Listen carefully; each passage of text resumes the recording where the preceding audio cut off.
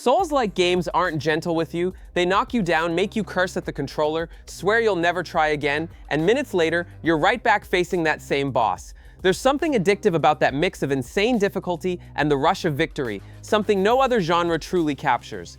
This list brings together 24 of the best Souls ever made, titles that will push your reflexes, patience, and mental endurance to the limit. And today, it doesn't matter if it's called Souls-like or Souls game. The essence is what counts. These are games built on that DNA of challenge, the kind that make you furious, but also reward you with that unmatched taste of triumph. Before we dive in, I want to hear from you. Which game kept you stuck for hours trying to beat a boss? Drop it in the comments, because I know everyone has that one fight burned into memory. And of course, hit that subscribe button. We're on the road to 50K subs, and your support is what's going to get us there. Enough talk, let's get started.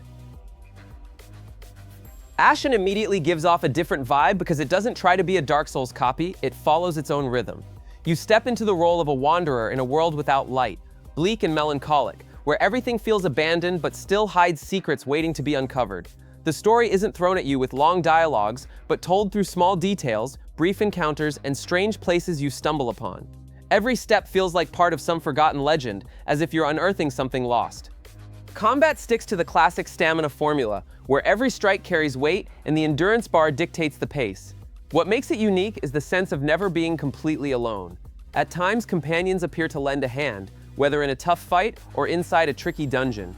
It's a co-op system that happens naturally, without menus or invites, turning the journey less lonely and far more unpredictable. The visual style stands out too. It's not about hyper-realism, but a stylized minimalism, with faceless characters, open landscapes, and scenery that carries a somber beauty. You pass through forgotten ruins, endless caverns, and vast plains that reinforce the feeling of a broken world. Simple in form, yet it conveys a powerful sense of isolation. Ashen might not have the noise of bigger titles, but it delivers a truly unique vibe. It balances punishing combat with almost poetic exploration. When it's over, you don't just remember the enemies defeated, you carry the weight of a strange, special journey that feels unlike anything else. Wulong Fallen Dynasty kicks the door down by blending the chaos of the Three Kingdoms with demons and monstrous creatures. You play as an unknown warrior, not famous or titled, just someone trying to survive in a world torn between real history and dark fantasy. It's that Souls-like energy that starts at full throttle, brutal foes, towering bosses, and a constant atmosphere of war. The narrative unfolds through battle, weaving historical figures into a supernatural tale that makes everything even more epic. Gameplay is pure adrenaline. Attacking and dodging won't be enough. You need to master parrying, that perfectly timed deflection that turns enemy strikes into your greatest weapon. This system makes fights faster, sharper, keeping you on defense and offense at the same time. Every encounter feels like a dance of reflexes, and each victory hits with an overwhelming rush of triumph. On top of that, the game lets you shape abilities and techniques, so every run can feel entirely different. The environments ooze identity, blending shattered fortresses, burning villages, and battlefields crawling with nightmarish creatures. History serves as the backdrop, but every area transforms into a dark stage full of traps and surprises. Exploring feels risky, because you never know if the next enemy is just another soldier or a colossal abomination. Wulong never lets up. Just when you think you've figured it out, a new boss wrecks your confidence, forcing you to adapt all over again. And that's exactly what makes it so addictive, the rush of finally overcoming what once seemed impossible. It takes the classic formula, speeds it up, and serves up battles that make you scream in frustration but smile just as wide when you win. Elden Ring is the Souls-like that took everything the genre had and blew it up in scale. The story centers on the Erd Tree and the Elden Lord's throne, but the real magic is how it never hands you all the answers. You're dropped into a vast world full of legends, factions, and secrets tucked into every corner, piecing it together step by step. It's a fragmented narrative that makes you feel small in the face of its grandeur, yet endlessly curious to dig deeper. In terms of gameplay, it's the peak of the Souls formula. Combat is demanding and varied, with hundreds of weapons, spells, and fighting styles. You can go full brute force, become a devastating sorcerer, or mix everything to find your perfect style. The real difference is freedom. There's no single path, and if one boss feels impossible, you can simply head elsewhere, grow stronger, and come back ready. The open world is breathtaking. Rolling green fields, colossal castles, poisonous swamps, deserts, and vast underground realms teeming with secrets. Every location hides something new, and the sense of discovery never fades. Behind a single hill could be a rare item, a strange NPC, or a towering beast ready to crush you. That unpredictability keeps the immersion razor sharp. Elden Ring doesn't just challenge, it rewards persistence and curiosity. It manages to be brutal, mysterious, and stunning all at once. Finishing it feels like a triumph unlike any other, as if you truly survived an epic saga. It's an absolute landmark in the Souls-like genre, a game destined to be remembered for a very long time. Lies of P came out of nowhere and proved you can reinvent a classic fairy tale into something dark and brutal. The story takes the legend of Pinocchio and twists it into a nightmare where mechanical puppets have gone mad and taken over the city of Krat. You control Pinocchio himself, but he's no innocent child here. He's a silent warrior trying to understand his role in a shattered world. The narrative blends mystery, choices, and a heavy atmosphere that hooks you from the start. Combat is sharp and punishing, built around dodges and perfect guards. Every weapon feels weighty, and the system of swapping blades and handles creates unique combinations, keeping every run fresh. Boss fights are vicious, filled with unpredictable patterns that test reflexes and patience. On top of that, the game introduces the idea of lying or telling the truth at key moments, shaping not only the story but the fate of the character. The setting is a spectacle on its own. Krat feels like a Gothic nightmare, inspired by 19th century Europe with narrow streets, crumbling factories, and decaying mansions. Its moody lighting and terrifying mechanical foes create a haunting atmosphere. Exploring each corner is rewarding, whether through items, secrets, or simply the striking visuals of each area. Lies of P doesn't just try to be another Souls-like, it forges its own identity. The twisted fairy tale, tight combat, and Gothic world put it on par with the giants of the genre. It's challenging, intense, and full of moments that stick with you, proof that Souls-like games still have plenty of room to surprise. Salt and Sanctuary feels like Dark Souls in 2D, but it carries its own identity. The story begins with your character shipwrecked on a strange island filled with horrors and ancient secrets. There's no direct storytelling. You piece it together through eerie NPCs and forgotten temples. That sense of total isolation with no guide to follow gives the game a shadowy tone that fits perfectly with the genre. Combat is heavy and demanding, even in 2D. Each weapon carries its own rhythm, and stamina dictates every move, just like in the classics. The progression system is deep, with a sprawling skill tree that allows countless builds. It's the kind of game where you die often, but every defeat teaches something new, whether it's an enemy's pattern or a smarter way to use resources. The atmosphere leans Gothic, with ruined castles, shadowy caves, and temples full of traps. The 2D design doesn't limit its sense of scale. Each environment feels distinct, and enemies look ripped from nightmares. Its visual tone is heavy and mournful, amplifying the despair of being trapped on a deadly island. Salt and Sanctuary pulls you into the Souls-like formula in a cruel but addictive way. It proves you don't need realistic graphics to create tension. Strong world building and sharp gameplay are enough. It became a milestone in indie gaming by showing how the genre thrives in 2 dimensions. Death's Gambit takes the Souls-like foundation in 2D and adds a Metroidvania twist that makes everything more engaging. The story places you as a warrior who makes a pact with death for immortality and a mission. That deal isn't just background. The narrative constantly explores the consequences of such a choice, weaving themes of sacrifice, eternity, and the burden of endless struggle. Dark at its core, but filled with memorable moments. Combat is agile and varied, with distinct classes that shift gameplay entirely. You can be a quick swordsman, a tactical archer, or a heavy lancer. Stamina remains crucial, and bosses come with patterns that demand study before rushing in. There are also deeper RPG systems, with stat growth and abilities encouraging experimentation. The world builds atmosphere with detailed pixel art, striking and somber. Corrupted forests, forgotten strongholds, and scarred battlefields serve as haunting backdrops. Each zone has unique foes and hidden secrets, rewarding constant exploration. It's the kind of map that makes you want to backtrack just to see what you missed. Death's Gambit is tough, relentless, yet rewarding. It fuses Souls-like DNA with exploratory mechanics, giving it a rhythm different from Salt and Sanctuary. It may frustrate with repeated attempts, but finally conquering an impossible boss feels incredible. A true indie gem for anyone craving real challenge. Mortal Shell arrives with its own approach while embracing the genre's brutality. The story is deliberately cryptic. You control a hollow being able to inhabit different shells, each one the remnant of a fallen warrior. The narrative unfolds in fragments packed with symbolism and mystery, making the journey eerie and intriguing. It feels like the game is testing not only your skill, but your curiosity. Combat is methodical and strategic. Its signature mechanic is hardening, letting you turn to stone for a moment to block attacks. This completely shifts the tempo of fights, adding more than just dodging and striking. You have to choose when to absorb the hit and when to retaliate. The shells themselves provide varied fighting styles, and mastering each one becomes essential to survival. The setting is oppressive and bleak, with temples lost to time, suffocating forests, and sorrowful caverns. The art direction leans into cold, heavy tones, creating an atmosphere of despair. You feel small before colossal enemies and vast, time-eaten landscapes.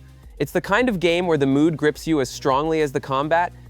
Mortal Shell may be shorter than others, but it delivers an intense, memorable journey, brutal, tense, and distinct enough to avoid being just another clone. For fans of the Souls-like essence, it works as an alternative gem, full of identity, weight, and moments that linger. Lords of the Fallen returned in 2023, practically reborn. After years of being seen as a forgotten franchise, the story throws you into a world ruled by darkness, where the remnants of a fallen god still shape life and death. The main character carries the burden of crossing not only the realm of the living, but also the land of the dead, in a journey that blends faith, sacrifice, and brutality. The narrative is straightforward, yet filled with epic moments that constantly drive you forward. Gameplay keeps the classic Souls-like DNA, but introduces ideas that make everything more intriguing. The highlight is the use of a magical lantern, allowing you to shift between the world of the living and the dead in real time. This opens new paths for combat and exploration, since enemies can emerge from shadows and hidden routes only appear in the other plane. Classes and spells are also varied, letting you craft different builds and experiment with fighting styles. Environments are massive and richly detailed, ranging from towering cathedrals to cursed caverns and corrupted forests. The design leans on grandeur, with interconnected maps full of shortcuts and secrets. The atmosphere is heavy, blending gothic elements with dark fantasy, and every area feels designed to intimidate before you even face its enemies. Lords of the Fallen prove the series deserves a place of respect within the genre. It takes everything the original tried to do and delivers it with far more intensity and polish. Demanding patience but rewarding with epic battles and breathtaking settings, it surprised anyone who expected just another generic attempt by becoming one of the most brutal releases of the generation. The Surge is the Souls-like that swapped medieval castles for futuristic factories and managed to create something truly unique. The story puts you in the shoes of Warren, a man in a wheelchair starting a new job at the megacorp CREO. But right away, things go wrong. An exoskeleton is forcibly grafted onto him, and the facility collapses into chaos, overrun by rogue machines and deranged workers. The narrative blends social critique with sci-fi, portraying a future where technology is both salvation and curse. Combat keeps the genre's signature difficulty but adds a brutal twist, targeting body parts. You can aim for arms, legs, head, or torso, and by severing them, you gain schematics to craft new weapons and armor. This creates a different sense of progression, where every victory can yield tangible rewards. It demands strategy and patience, since attacking the wrong spot can cost dearly. The setting reinforces the dystopian tone with sprawling factories, metallic corridors, and crumbling industrial zones. It's not meant to be beautiful, but oppressive, like walking through a mechanical prison. Enemy design adds to the unease, blending twisted humans with machines. Everything works together to create a constant sense of discomfort. The Surge may not have the fame of the genre's giants, but it introduced clever ideas that left their mark. It shows that Souls-like doesn't have to stay locked in dark medieval fantasy, it can thrive in futuristic industrial nightmares. For fans seeking challenge and fresh mechanics, it's a game worth noticing.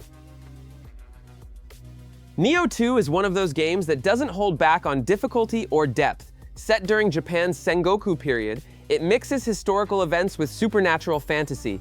You create your own warrior, half human and half yokai, rising through battles against warlords and demonic creatures. The plot draws heavily from Japanese mythology, bringing legendary figures to life along the way.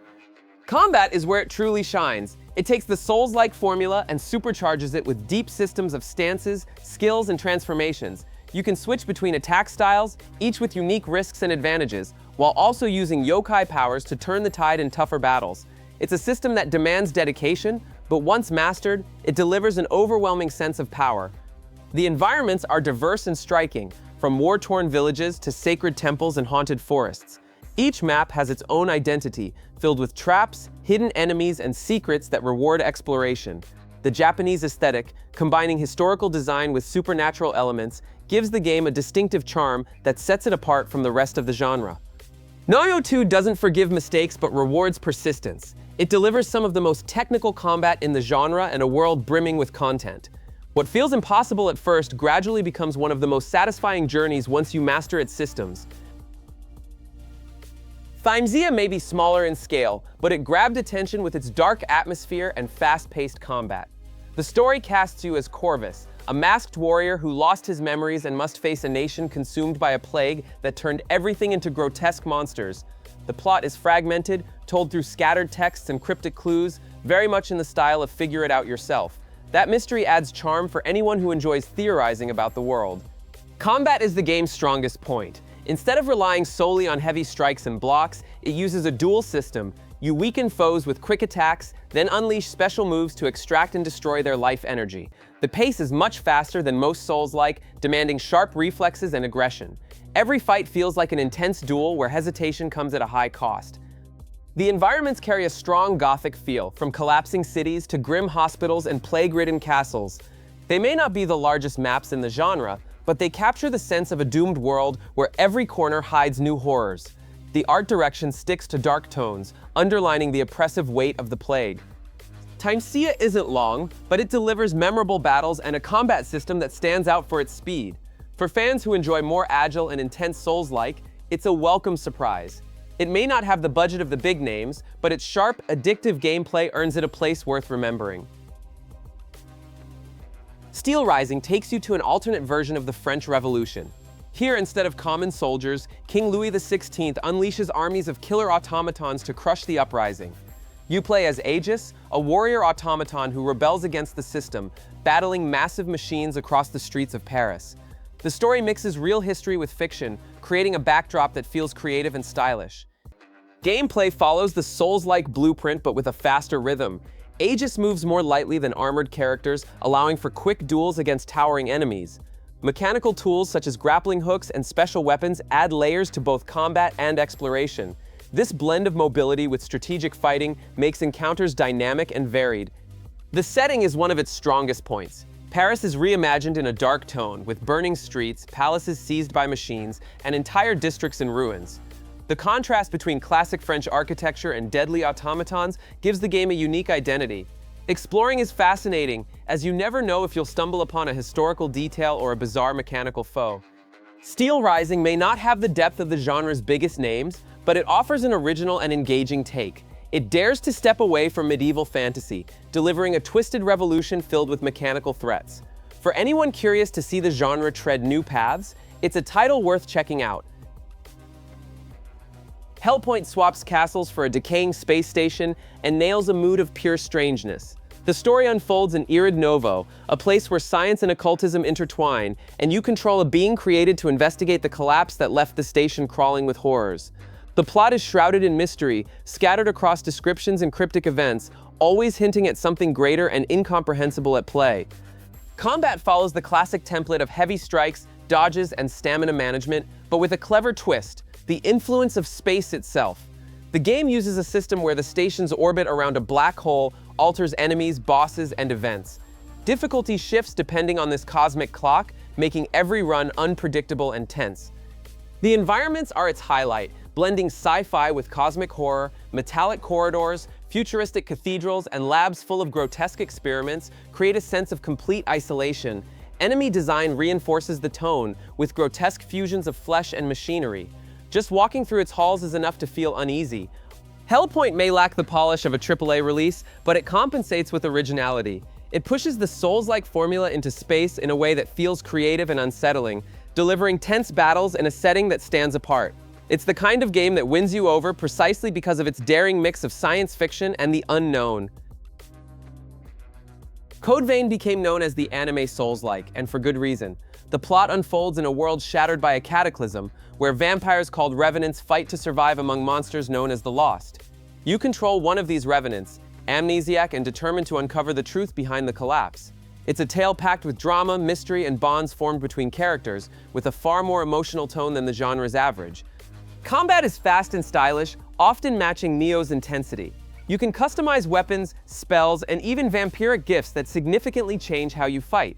Another key element is the companion system. You're rarely alone, since AI allies can join you in battle. That creates a different dynamic, balancing difficulty with group strategy. The environments vary from ruined cities to caverns filled with otherworldly crystals. Art direction leans on bold colors and a stylized look reminiscent of dark anime.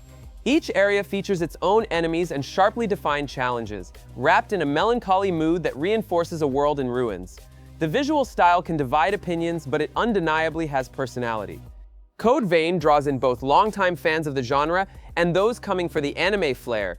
It blends demanding combat, deep customization, and a story full of emotion and mystery. For anyone wanting something more accessible without losing that sting of challenge, it was a very welcome surprise. Dark Souls 3 feels like the closing chapter of an era. You step in as the Ashen ones, chosen to confront the cycle of flame that keeps fading. It's the series' hallmark approach, layers of mystery, cryptic dialogue, and lore scattered through item descriptions. At the same time, you can sense a farewell being built, threads to earlier games woven into a mood of inevitable apocalypse. The fighting is the trilogy's most refined, quick, responsive, and brutal. It merges Dark Souls' weight with the agility From Software had explored in Bloodborne. Weapons are varied, sorceries click better, and each boss is a showcase of design and challenge. It keeps you on edge the entire time, rewarding anyone who learns patterns and refuses to give up. The locations are grand and mournful. Colossal castles, scorched ruins, and collapsing cities sustain a constant end-of-days feeling. Every place seems like a reminder that the world once knew better times, and now only ashes remain. That setting gives the game a unique atmosphere, heavy and epic at once, perfect for a final act. Many consider Dark Souls 3 the franchise's peak because it merges the best of the earlier titles with even bolder direction. It not only tests you, it stirs emotion through that sense of goodbye and the sheer scale of what you face.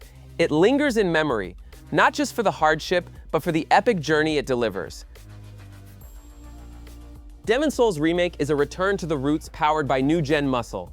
The premise remains the same as the 2009 classic. You enter Boletaria, a kingdom overrun by demons after a supernatural fog is unleashed. The tale is cryptic and symbolic, yet it stands as the doorway to a genre that would change everything. In the remake, it hits even harder thanks to the staggering level of detail in every scene. The fighting keeps the original framework, now far smoother and more polished. It's Souls-like at its purest, less about speed or modern options, but still carrying that same brutality that made it feel unfair and addictive all at once. The learning curve is harsh, yet every victory over its iconic bosses delivers a powerful sense of achievement. The balance between faithfulness and gameplay refinements works beautifully. The areas have been brought to life in remarkable fashion. Gothic cathedrals, suffocating dungeons, and ravaged landscapes have been rebuilt with exquisite care, respecting the source while pushing tech to the limit. The mood is unchanged, dark, weighty, and tense, only now every corner feels even more threatening and real. Demon Souls Remake is a gift for those wanting to revisit the origin and for newcomers who missed the 2009 release. It shows where the entire Souls-like lineage began, wrapped in visuals that make it feel brand new. It's harsh, it's cruel, and that's exactly why it's unforgettable. Bloodborne never lets you breathe. You arrive in Yarnam searching for a cure, only to find a city consumed by a plague that twisted its people into horrors. The narrative is enigmatic, with clues tucked into descriptions and odd conversations, gradually unveiling a thread of cosmic terror that blends religion, science, and madness. It's a plunge into a nightmare with no return. The fighting is fast, aggressive, and punishes hesitation. Unlike Dark Souls, defense isn't about a shield. It's about dodging and striking back. The regain mechanic, recovering health by counterattacking right after being hit, pushes an offensive mindset and turns each clash into controlled chaos. Trick weapons that transform on the fly, add a unique strategic layer, and make every style feel visceral. The setting is astonishing. Yarnam mixes Victorian London with Lovecraftian nightmare, narrow streets, Gothic cathedrals, and grotesque foes at every corner. As you advance, the atmosphere grows increasingly deranged, with zones that feel not of this world. It's a masterclass in using visuals to heighten unease and constant dread. Bloodborne became an instant classic by being singular within an already punishing genre. It demands patience, steady nerves, and a willingness to face insanity, but it pays back with one of gaming's most intense, memorable journeys, once played, never forgotten. Sekiro proves From Software can reinvent its own playbook. The story follows the shinobi wolf on a mission to protect the young Lord Kuro, heir to a supernatural power. Naturally, nothing is simple. Betrayals, legendary warriors, and mythical beings stand in the way. It's a more direct narrative than Dark Souls, yet just as intense, punctuated by striking moments. Combat is a lesson in precision. Unlike traditional Souls-like, Sekiro has no builds or weapon variety. Everything revolves around the sword and mastering deflection. The posture gauge, yours and the enemy's, sets the tempo, turning every duel into a test of timing. The difficulty is brutal but fair. When you win, it's because you truly learned. The journey takes you through Japanese castles, ravaged villages, and mountain temples. Beauty and danger share every inch with spaces that feel alive and loaded with hidden stories. Visually inspired by the Sengoku period, it forges an identity very different from Software's other works. Sekiro divides opinions due to its challenge, but those who persist discover one of the genre's most rewarding experiences. It's intense, focused, and demands total dedication, yet toppling an impossible boss feels indescribable. It's the kind of trial that keeps you saying just one more try until dawn. Another crab's treasure may look like a cute little crustacean adventure, but it's actually a Souls-like packed with challenge and personality. The story follows a crab searching for its stolen shell, yet behind that humorous premise lies commentary on ocean pollution and survival in a hostile sea. The tone is light on the surface, but it hides serious themes, giving the game a distinct identity within the genre.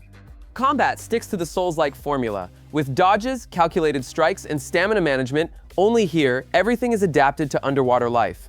You can equip random objects found on the ocean floor as makeshift shells, each one offering unique abilities and defensive styles. This makes every fight strategic and fun, encouraging experimentation with different combinations.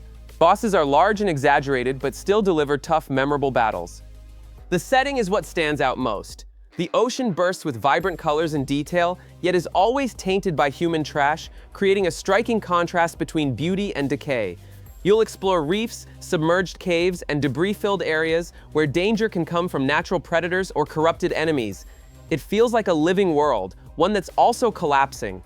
Another crab's treasure proves you can innovate without losing the essence. It's playful and creative on the outside, but challenging and thought-provoking at its core.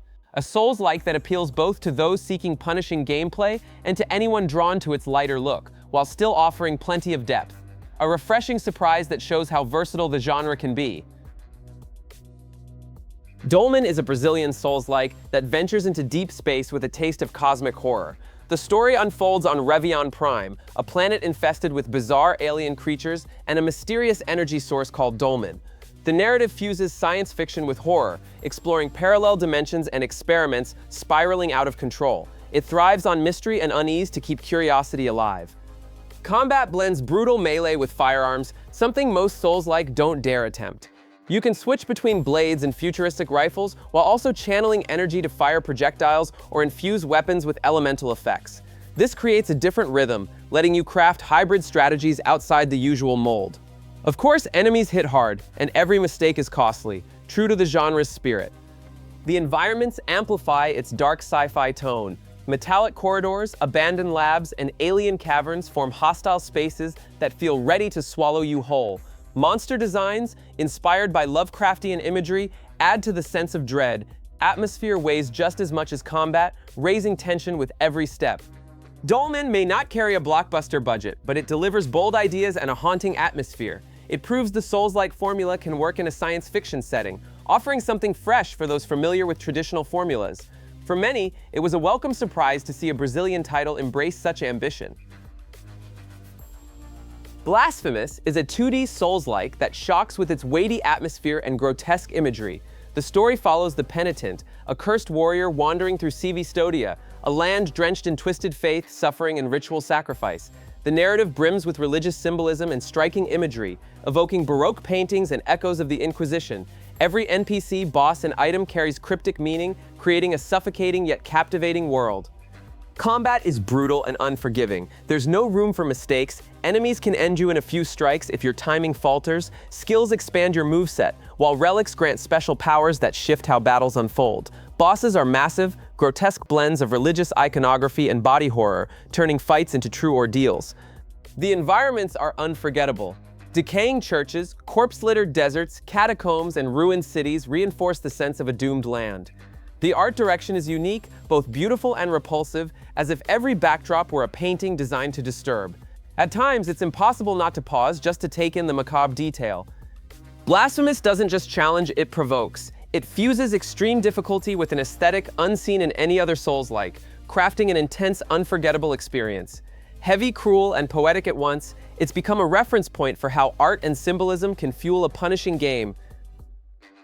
Ender Lilies is a 2D Souls-like that weaves sadness and beauty in equal measure. The story follows Lily, a young priestess who awakens in a land ruined by a cursed rain that turns people into violent creatures. As she explores, she uncovers fragments of the tragedy and frees corrupted knights who then fight alongside her. It's a delicate, melancholic tale that grips as much with emotion as with mystery.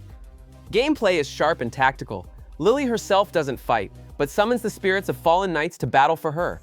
Each spirit brings unique attacks, and you can combine them in different ways to handle varied threats. This system adds a layer of customization, making every encounter feel distinct. The challenge is real but fair, constantly pushing you to find new strategies. The world is stunning yet mournful, like a moving painting. Flooded forests, ruined castles, and abandoned villages give the sense of a land doomed, yet still carrying fragile beauty. Soft colors and delicate design create a striking contrast with the brutality of enemies. It's a game where atmosphere carries as much weight as combat. Ender Lilies is a gem among indie Souls-like. It pairs tight combat with an emotional narrative that lingers after the credits. It's one of those titles you finish only to keep thinking about, replaying its revelations in your mind. Proof that the genre can be poetic without losing intensity. The first Berserker, Khazan embraces a story of rage and blood, centered on a legendary warrior betrayed and stripped of everything. His path is one of vengeance, waging war against enemies that resemble gods themselves. It's raw, full of fury and tragedy, perfectly suited to the dark tone of the Souls-like genre. Every step is driven by anger and the pursuit of justice. Combat is violent and weighty, giving you the sense of swinging colossal weapons. Each strike carries impact and stamina dictates the tempo, forcing patience and calculation. Enemies aren't mere obstacles, they're designed to test both skill and mental grit. Progression comes through constant learning, and finally defeating a boss after countless tries delivers unmatched satisfaction. The setting combines dark fantasy with monumental backdrops. Ancient ruins, shattered fortresses, and epic arenas provide a grand stage for the brutality of the tale. Visuals emphasize the raw tone with grotesque details and a palette reminiscent of medieval art. Just looking around makes you feel the burden of the journey. Though still recent, the first Berserker Khazan already shows the potential to stand with the genre's best. It channels rage, challenge, and triumph into its own brand of brutality. For those who crave games that never let up, it's a solid bet. And tell me, has any of these Souls-like ever made you want to drop the controller yet deep down gave you the urge to try just one more time? Share in the comments the game that left its mark on you, because I'd love to read your stories, and if you enjoyed the video, hit that like button and subscribe to help us reach 50K subs. Your support keeps this running. Don't forget to click the card above. I've lined up another video full of insane games you need to check out. You'll be hooked for sure. Big hug, enjoy your gameplay, and see you tomorrow.